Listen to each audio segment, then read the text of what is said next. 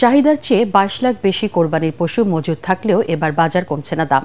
তাই পশুর দাম স্থিতিশীল রাখতে বিশেষ ব্যবস্থা নেওয়ার কথা জানিয়েছেন মৎস্য ও প্রাণী সম্পদ মন্ত্রী আব্দুর রহমান, যার প্রভাব আজকালের মধ্যে বাজারে পড়বে বলেও আশা করেন তিনি। মাহবুব কবির চপলের রিপোর্ট। 100% কপার কন্ডেন্সারে তৈরি ভিশন ফ্রিজ, তাই গুণে মানে অটুট থাকে বছরের পর বছর।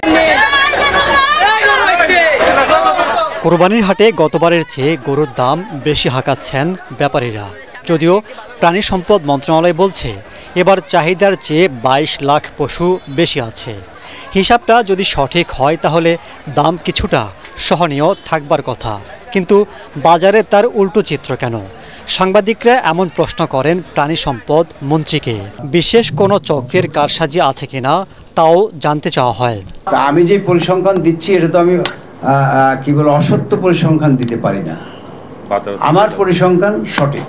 এখন বাজার দর কোনটা 1 কোটি হচ্ছে, কোনটা 10 কোটি হচ্ছে, এটা আমার কনসার্ন। যদি এর মধ্যে কোনো কারসাজি উদ্দেশ্য প্রণোদিত হয়ে বাজার দর বৃদ্ধি করে, এই বাজারকে স্বাভাবিক জায়গায় আনবার জন্য যেই ধরনের পদক্ষেপ নেওয়া প্রয়োজন, আমরা সেটি আলাপ আলোচনা করে নিশ্চয়ই সে ব্যাপারে ব্যবস্থা নেব। কারসাজির আশঙ্কা করলেও কোরবানির পশুর দাম নির্ধারণ মন্ত্রণালয়ের কাজ নয় বলে জানান মন্ত্রী। দাম ফিক্স আপ করার দায়িত্ব আমার না, দাম ফিক্স আপ করবে বাজার।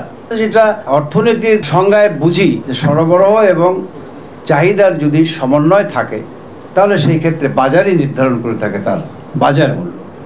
তো এখন আমি বাজার মূল্য কী করে ফিক্স আপ করব?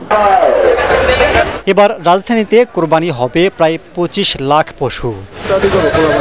মাহবুব কবির চপল, ATN বাংলা, ঢাকা।